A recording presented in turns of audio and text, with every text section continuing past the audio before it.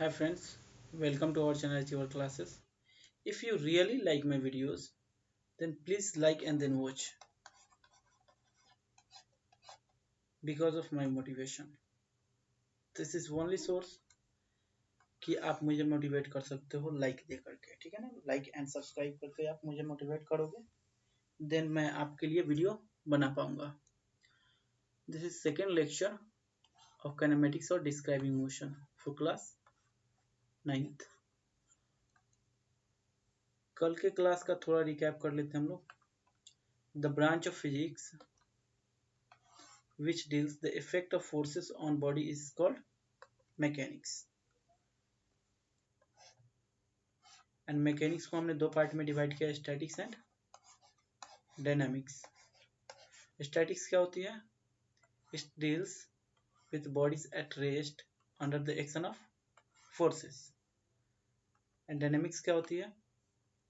Dynamics deals with bodies under motion and it is further classified into kinematics and kinetics. Kinematics क्या होती है? जिसमें हम लोग मोशन के कॉज को नहीं जानते हैं। एंड काइनेटिक्स क्या होती है? जिसमें हम लोग मोशन के कॉज को कंसीडर करते हैं, ठीक है ना। इसमें without considering the cause of motion kinematics में, एंड इसमें कंसीडर करते हैं हम लोग कॉज ऑफ मोशन को। रेस्ट क्या होती है? यदि किसी पार्टिकल का पोजीशन उसके सराउंडिंग के रिस्पेक्ट में चेंज नहीं हो तो वो पार्टिकल रेस्ट में होता है, और यदि वो चेंज हो जाए तो वो मोशन में होता है। पार्टिकल और पॉइंट्स ऑब्जेक्ट कोई भी हो सकता है, आप देख कहाँ से रहे हैं ये डिपेंड करता है। वैसे ही जैसे रेस्ट और मोशन कोई बॉडी है या नहीं, आप देख कहाँ से रहे हैं ये डिपेंड करता है। Reference point, any fix point in surrounding of moving body can be consider as a reference point. किसी भी फिक्स्ड पॉइंट को, जैसे आप ये जैसे एरोप्लेन चल रही है, ठीक है ना, ये आप यहाँ पे कोई नीचे यदि ट्री हो, you can consider it as a reference point. Then motion is relative, और इसमें कुछ एग्जांपल भी हमने देखे थे, जैसे दो ट्रेन्स ऐसे मूव कर रही है, एक ट्रेन इस पे और दूसरा इस पे, और इसमें एक मैन ए बैठा हुआ है आदमी, और इस ट्रेन में बी बैठा हुआ है पर्सन, और इन दोनों के बीच का, और ये दोनों ट्रेन जो है कि सेम स्पीड से जा रही हैं इन पैरेलल ट्रैक। तो ए और बी का जो पोजीशन है वो एक दूसरे के रिस्पेक्ट में चेंज नहीं होगा, तो हम कह सकते हैं कि ए रेस्ट में है विथ रेस्पेक्ट टू बी, या फिर सिमिलरली आप ये भी कह सकते हो बी रेस्ट में विथ रेस्पेक्ट टू ए, ठीक है। तो ये है मोशन इज रिलेटिव। आज हम लोग क्या पढ़ेंगे? टाइप्स ऑफ मोशन से स्टार्ट करेंगे आज हम लोग। आज का लेक्चर आपका यहाँ से स्टार्ट होता है। Types of motion in our daily life we come across various types of motion, like the motion of the sun, the moon, of the motion of wind, the moon, motion of moon, ऐसे। तो इनको हम classified किया। Motion can be classified into random motion, translational motion, rotational motion, oscillatory और vibratory motion. इन सभी को हम लोग डिटेल्स में देखेंगे। अभी आप इनके नेम ही सिर्फ देखो। फिर फिजिकल क्वांटिटीज पे हम लोग आते हैं। फिजिकल क्वांटिटीज क्या होती है? A physical quantity is a quantity in physics that can be measured and derived। Okay, physical quantity को हम लोग दो पार्ट में डिवाइड करते हैं। First one is scalar physical quantity, another one is vector physical quantity. Scalar physical quantity क्या होती है? जिसके पास सिर्फ मैग्नीट्यूड हो। एंड वेक्टर क्या होती है? Magnitude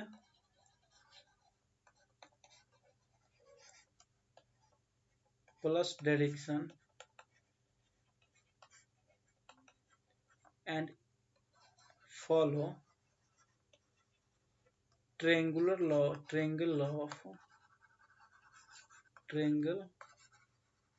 law of vector addition।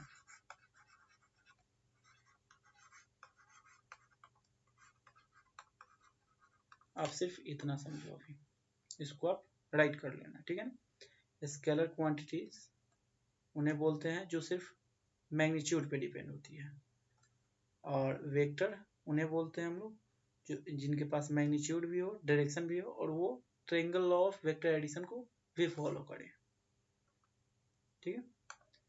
Now our topic is distance and displacement. Distance क्या होती है? डिस्टेंस क्या होती है? Actual path length. Distance actual path length travelled by particle. जैसे कोई पार्टिकल यहाँ से मूव करके यहाँ तक गई और उसने इस पाथ को फॉलो किया, ठीक है ना, इस पाथ से होते हुए वो फॉलो किया, वो गया, ठीक है ना। तो ये जो एक्चुअल पाथ है ये डिस्टेंस हुआ, but minimum distance between this two points, initial and final points, is called displacement. तो ये आपका डिस्टेंस हुआ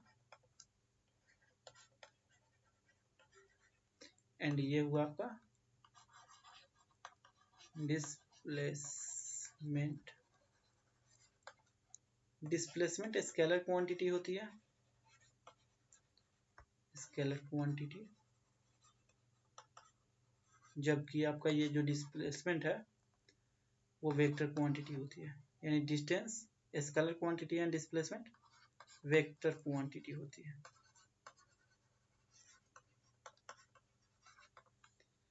तो यहाँ पे आप डिफिनीशन भी देख सकते हो डिस्प्लेसमेंट का। The shortest distance between initial and final point is called displacement.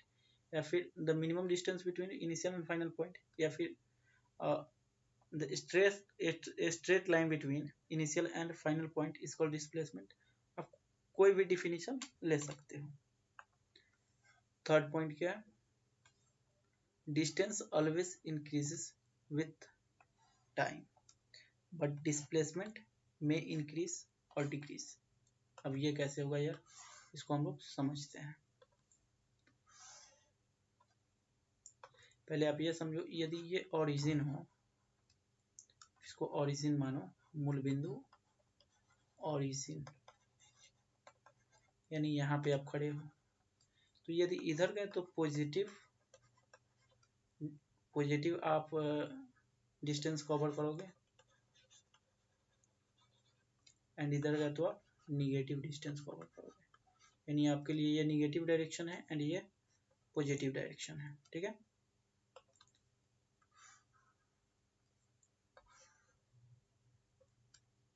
तो अब इसको हम लोग देखते हैं। ये ओरिजिन है, ये 1 हुआ, ये 2 हुआ, ये 3 हुआ, ये 4 हुआ, ठीक है।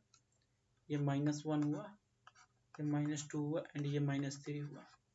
यदि एक पार्टिकल यहाँ से चली और वो ऐसे 3 मीटर, ये मीटर में है, ये सारे जो मीटर में है, ठीक है ना, 3 मीटर तक गई, ठीक है। तो 3 मीटर इसका डिस्टेंस हुआ और वो फिर से लौट गई और -2 मीटर तक गई वो, ठीक है। तो उसका डिस्प्लेसमेंट क्या हुआ? इनिशियल एंड फाइनल पॉइंट, तो यही अब उसका डिस्प्लेसमेंट हुआ इतना लेंथ, बट ये लेंथ प्लस इतना लेंथ उसका क्या होगा? डिस्टेंस होगा। यानी डिस्टेंस यहाँ पे कितना आएगा? 3 + 5 8 मीटर, बट डिस्प्लेसमेंट क्या होगा? 2 metre in negative direction.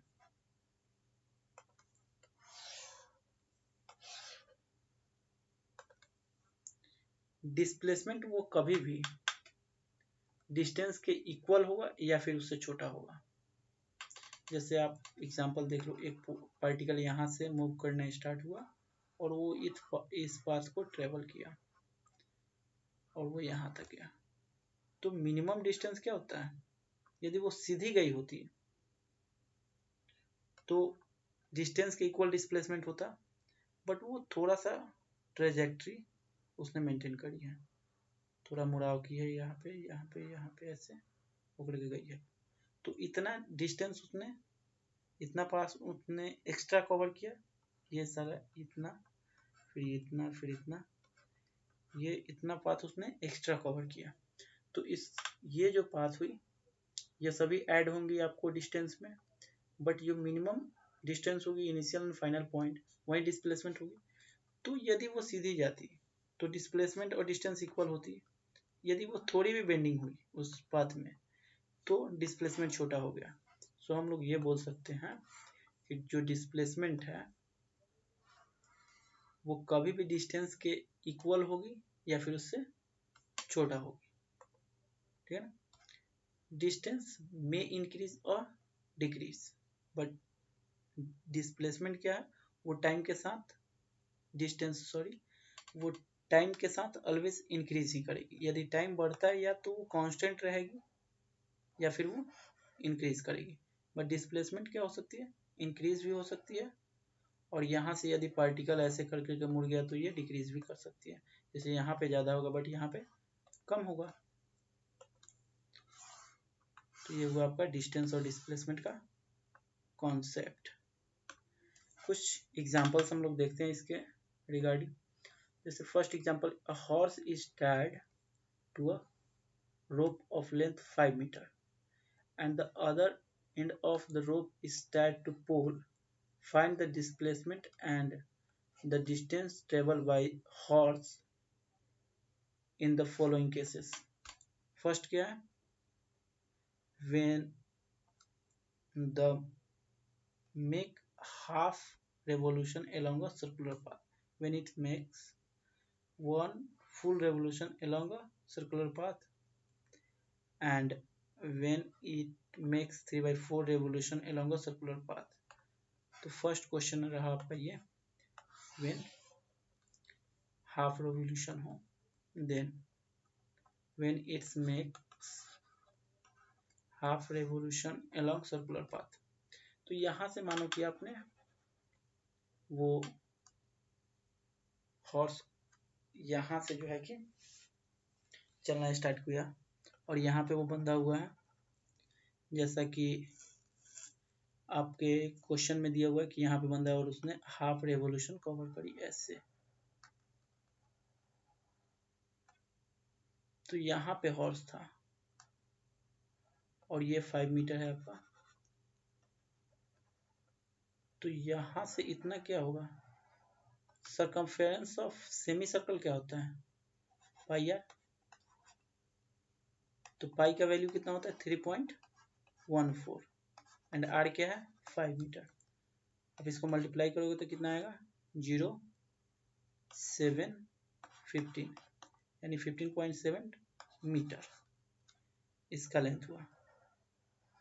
But displacement क्या होगा, इतना ही होगा, इनिशियल एंड फाइनल पॉइंट यानी ये 10 मीटर। 10 मीटर आपका डिस्प्लेसमेंट हुआ, डिस्टेंस कितना हुआ 15.70 मीटर। सेकेंड क्वेश्चन क्या आपका, व्हेन इट्स ये जो सेकेंड क्वेश्चन है आपका, वन फुल रेवोल्यूशन, यहाँ पे आपका हाफ रेवोल्यूशन है, तो वन फुल रेवोल्यूशन यानी यहाँ पे पोल हो और ये ऐसे हॉर्स बंधा हुआ 5 मीटर से और इसने एक फुल रेवोल्यूशन मार डाली, यानी पूरी जो है कि घुमाव कर ली। तो डिस्प्लेसमेंट तो 0 हो गया, फाइनल इनिशियल पॉइंट दोनों एक ही है। तो डिस्प्लेसमेंट क्या हुआ आपका 0 हुआ, बट डिस्टेंस क्या हुआ आपका 2 पाई आर, ये डिस्टेंस होगा। तो 2 इंटू 3.14 इंटू 5 और इसको आप कैलकुलेट कर लेना। थर्ड एग्जांपल देखो फिर,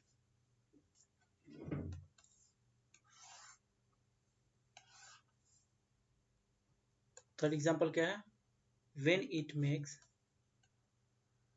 3/4 revolution along a circular path। मतलब ये कि यदि पोल यहाँ पे हो और हॉर्स यहाँ पे हो 5 मीटर के रोटेशन, तो वो ऐसे पाथ उसने इस पाथ को कवर करी और वो यहाँ तक आया, यानी 3/4 रेवोल्यूशन, यानी pi r plus pi r by 2 क्या होगा, डिस्टेंस होगा, बट डिस्प्लेसमेंट क्या होगा, इतना लेंथ होगा। और पाइथागोरस थ्योरम आप लोग को पता होगा या फिर नहीं पता होगा, आप देख लो। पाइथागोरस थ्योरम ये बोलता है ना कि यदि ये 90 डिग्री हो और यहाँ पे 90 डिग्री है, क्योंकि एक पॉइंट के अराउंड 360 डिग्री और ये 3/4 है, यानी 270 डिग्री ये हुआ, तो ये 90 डिग्री होगा, ठीक है ना। यदि 90 डिग्री हो और ये ए हो एंड ये बी हो, तो एंड ये सी हो, तो C square is equal to A square plus B square होता है। ये पाइथागोरस थ्योरम है। तो यहाँ पे ये भी 5 एंड ये भी 5 है, तो यहाँ पे इस थ्योरम को लगाएंगे तो ए का भी वैल्यू 5 है एंड बी का भी वैल्यू 5 है, तो सी का वैल्यू कितना हो जाएगा, 50 का रूट सी, देन 5/2 आप इसको लिख सकते हो, तो इसका वैल्यू कितना है 5/√2 मीटर। तो ये डिस्प्लेसमेंट कितना हुआ 5/√2 मीटर। तो ये रहा आपके कॉन्सेप्ट के बेस पे एक एग्जांपल। अब मैं आपका जो है कि जो बुक में दिया हुआ है जितने भी क्वेश्चंस उसको मैं करा देता हूँ। तो जो आपका एससी वर्मा का बुक है, एससी वर्मा जो कि मैंने बोली थी कि आपको प्रेफर करना है, उस बुक के क्वेश्चंस को मैं बनवाना स्टार्ट करता हूँ। पहला जो एक्सरसाइज प्रॉब्लम है,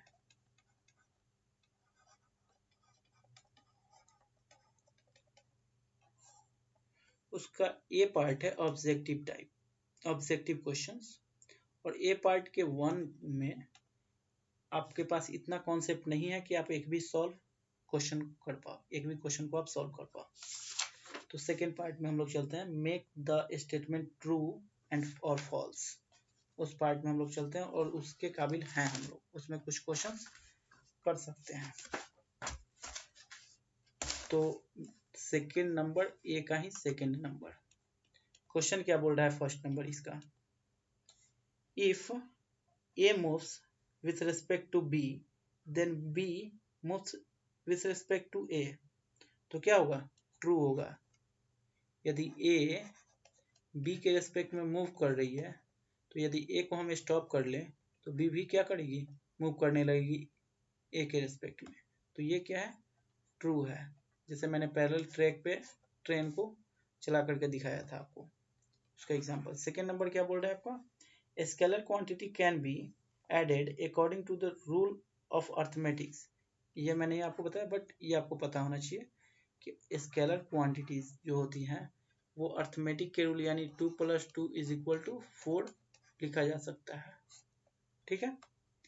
3 + 2 = 5, जैसे ये सब रूल होती है उसी टाइप से स्केलर के भी एडिशन का रूल होता है, तो ये भी क्या है, ट्रू है। थर्ड नंबर क्या है आपका, the magnitude of displacement of a particle can be greater than the distance traversed, तो ये false है। ये नहीं हो सकता कि डिस्प्लेसमेंट का मैग्नीट्यूड डिस्टेंस से बड़ा हो। मैंने अभी आपको बताया या तो उससे के बराबर होगा या फिर उससे छोटा होगा। फोर्थ नंबर ये आप कर सकते हो, the magnitude of displacement of a particle can be equal to distance travel, तो ये सही है, वो इक्वल हो सकता है या फिर उससे छोटा हो सकता है। फिर फिफ्थ नंबर क्या है आपका question, vector quantities can be added according to the rule of arithmetic, ये फॉल्स है। वो vector law of vector rule, vector का एक अलग एडिशन का रूल होता है, ट्रायंगुलर लॉ होता है, और एक आई जे करके ऐसे रूल होता है, तो वो आप उस मेथड से करोगे, आप अर्थमेटिक का रूल यूज नहीं कर सकते हो।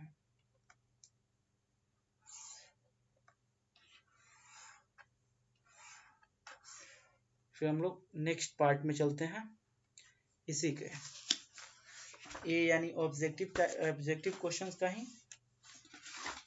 Third part fill in the blanks में चलते हैं हम लोग। थर्ड पार्ट आपका फिल इन द ब्लैंक्स है। फिल इन द ब्लैंक्स, उसके क्वेश्चंस को हम लोग करते हैं। फर्स्ट क्वेश्चन क्या बोल रहा है, a vector quantity has magnitude as well as direction.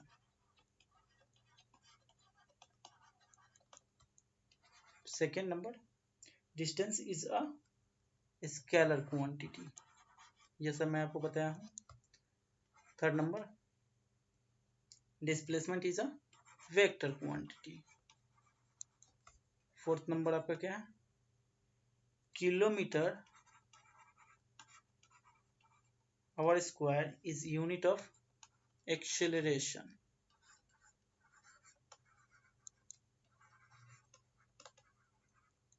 Metre per second square, यानी आप इसका यदि डायमेंशनल फार्मूला लिखो तो आपको पता लगेगा कि डायमेंशनल आपको तो पता है नहीं, तो आप मीटर पर सेकेंड स्क्वायर भी इसको आपको लिख सकते हो, ठीक है ना। यूनिट के तौर पे जब ऐसा यूनिट में इसको कन्वर्ट करोगे तो एक्सेलरेशन का ये यूनिट है, ठीक है, आपको पता होनी चाहिए। फिर हम लोग बी पार्ट में अब चलते हैं, एक्सरसाइज के बी पार्ट में। बी पार्ट क्या है आपका, वेरी शॉर्ट आंसर क्वेश्चन। तो वेरी शॉर्ट आंसर क्वेश्चन में हम लोग करते हैं इसको। You are working towards India Gate. First question क्या है, you are working towards India Gate जो दिल्ली की में है, और is India Gate at rest with respect to you or is it moving with respect to you. तो आप यदि इसके तरफ मूव कर रहे हैं, ठीक है, यदि आप इसके तरफ मूव कर रहे हैं इंडिया गेट की तरफ, तो क्या इंडिया गेट आपके रिस्पेक्ट में स्थिर है यानी रेस्ट में है या फिर मोशन में है।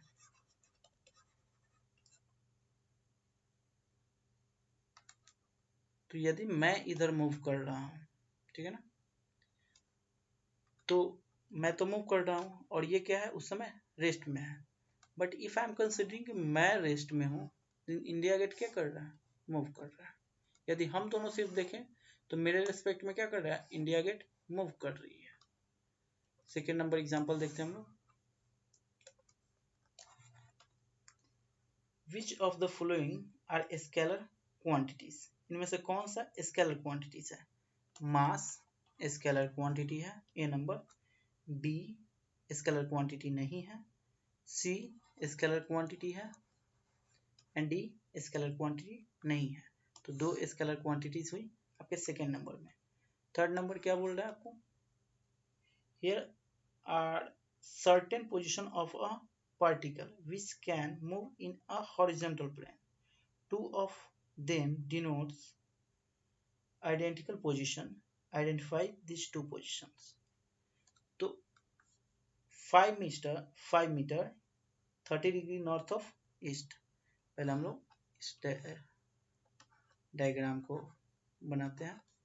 इसमें ईस्ट ये होता है, वेस्ट, नॉर्थ एंड साउथ। तो क्या बोला, 30 degree north of east, north direction में 30 डिग्री ईस्ट से, ये 5 मीटर। फिर सेकेंड नंबर क्या बोल रहा है, 30 डिग्री ईस्ट ऑफ नॉर्थ, यानी 30 डिग्री ईस्ट ऑफ नॉर्थ, ये बी नंबर है, 30 degree east of north. C number क्या बोल रहा है, 5 metre 60 degree south of west, we are south of west 60 degree, ये भी 5 मीटर। एंड डी नंबर क्या है, 5 metre 60 degree east of north, 60 degree east of north, यानी ए एंड सी क्या है आपके आइडेंटिकल पोजीशंस है।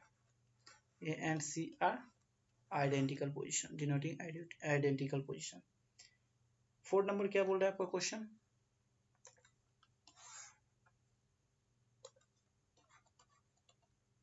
फोर नंबर आपका क्वेश्चन क्या है? What is the displacement of a satellite when it makes a complete round along its circular path? तो ये अर्थ है आपका, एंड इसके अराउंड कुछ नेचुरल सैटेलाइट हैं, कुछ आर्टिफिशियल सैटेलाइट्स हैं। तो यदि ये एक रेवोल्यूशन कर लिया इसने, देन डिस्प्लेसमेंट क्या होगा? यहीं से चला और यहीं पे आ गया तो डिस्प्लेसमेंट 0 होगा। ये रहा आपका 4 नंबर का आंसर। फिर 5th नंबर क्वेश्चन को देखते हैं हम लोग, बनने वाला है या नहीं है, बनने वाला है। A scooter moves 45 kilometer on 1 liter of petrol. In a journey, the scooter used up 1 liter of petrol. Is it necessary that displacement of a scooter in the journey is 45 kilometer? Is it possible that the displacement is 45 kilometre? तो question बोल क्या रहा है कि 45 kilometre का journey है, ठीक है। उसको 1 लीटर पेट्रोल लगा स्कूटर से। यार ये नेसेसरी थोड़ी ना है कि वो पाथ स्ट्रेट ही होगी, यानी डिस्प्लेसमेंट और डिस्टेंस इक्वल होगी, ये नेसेसरी नहीं है। बट सेकंड क्वेश्चन क्या बोल रहा है उसी में, is it possible that the displacement is 45 kilometre? हाँ, कहीं यदि आपको मिल जाए अच्छी रोड है, मतलब सीधी रोड, तो वहाँ पे पॉसिबल है, पॉसिबल तो है, बट यहाँ पे नहीं है कि डिस्प्लेसमेंट और डिस्टेंस नेसेसरीली इक्वल हो, ठीक है। तो सेकंड का येस एंड फर्स्ट का नो। नेक्स्ट क्वेश्चन क्या बोल रहा है आपका, can the distance travel by an object be smaller than the magnitude of its displacement? तो नो, डिस्टेंस कभी भी डिस्प्लेसमेंट के इक्वल होगी या फिर उससे बड़ी होगी।